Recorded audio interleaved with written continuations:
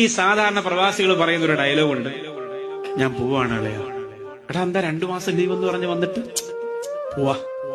ആ ഒരു വാക്കുണ്ടല്ലോ, അത് സത്യത്തില് അവരുടെ മനസ്സറിയുന്നവരുടെ നെഞ്ചു പൊട്ടിപ്പോവും.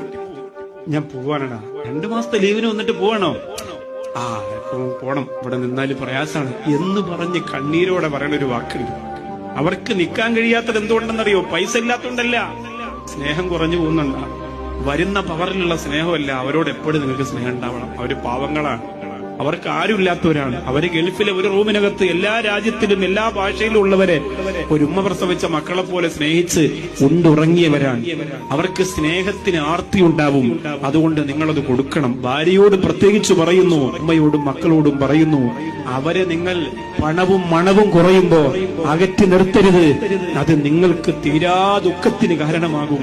എത്ര പേരാണ് അവിടെ നിന്ന് നെഞ്ചുപൊട്ടി അറ്റാക്ക് വന്ന് മരിച്ച് എയർപോർട്ടിൽ പോയി നമ്മൾ വാങ്ങുന്ന